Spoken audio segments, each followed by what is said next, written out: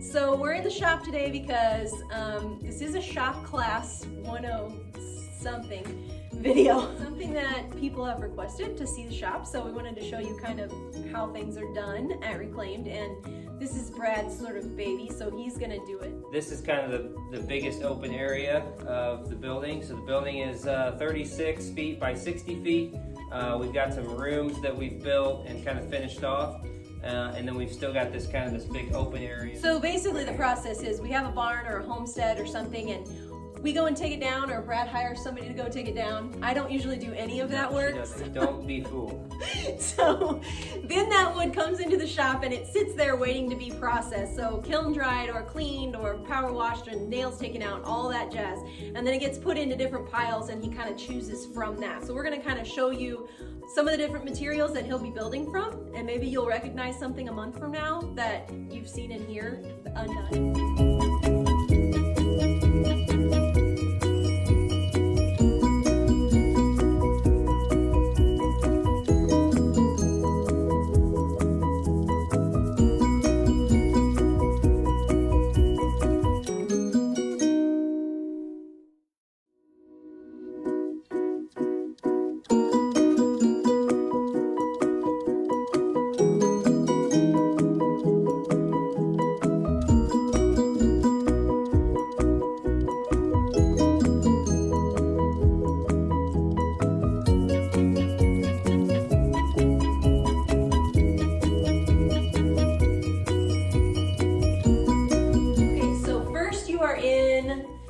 The cut room. Backstory, my 14-year-old daughter has been begging her dad to organize and clean his shop and make sure that things are in a specific order, because that's just her thing.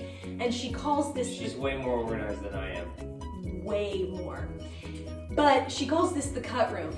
This is the room where he builds things, or actually cuts them. So maybe that's a good name for that. Yeah. She even made signs. So anyway, this is the cut room. Refer to this, Callie doesn't know this, and I don't tell many people this, maybe I should more, but I kind of like to refer to this as the William LaRose Memorial Shop, because, again, backstory, Callie's grandpa, we called him Pa, when he passed away, decided to give all of his woodworking equipment to me, because I had kind of been doing a little bit of woodworking just kind of in the basement of our house, and so he had all of this Grizzly Industrial, a lot of it commercial grade, basically woodworking equipment. He made cabinets and things like that, but he had all this stuff, and so I was basically just given a fully functioning woodworking shop, just kind of handed to me, thousands and thousands of dollars worth of equipment. And so without that happening, without them basically giving me those machines, I'm not sure that I would be doing this right now. So that's a really big part of the story. It doesn't get told a whole lot, but it's cool how it all worked out.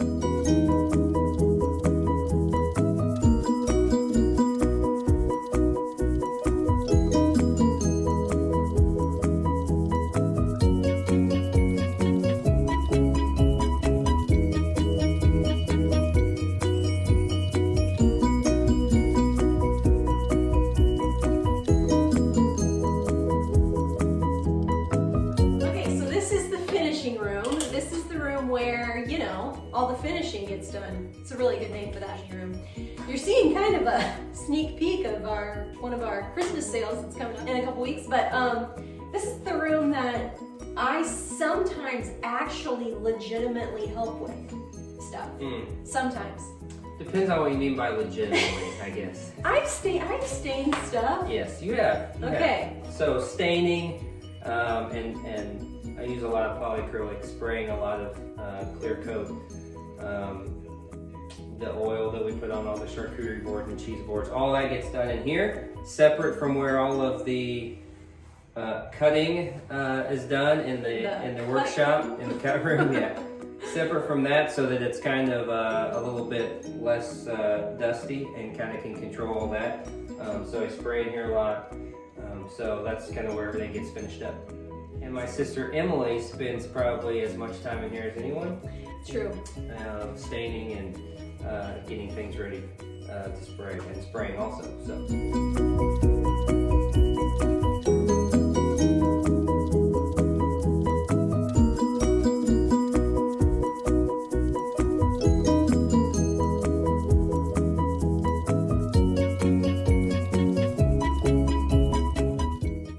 Okay, so this is the stock room. And if you'll notice, it's a little bit empty. It's fair.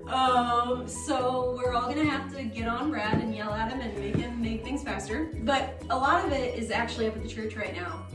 But this thing is what's gonna be filled before the second Saturdays start again in May of 2021. So we'll kind of keep stock in here on these shelves and in the background here too. So yeah, this is my favorite room because this is when it's all finished. Yeah, this room is the last room that we've gotten completed, built, and it was a really nice addition because it's right next to the finish room.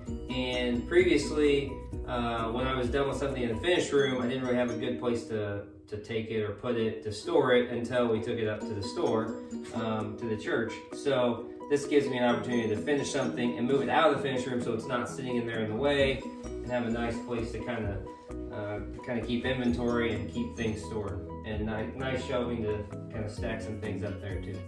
And every time he would say, I need new shelving, I would be like, oh my gosh, what could you possibly need new shelving for? This was one of the reasons. And he was actually right about it. And I don't say that often. That shelving came from Richie's Hardware when they closed. Yeah. So again, reclaimed.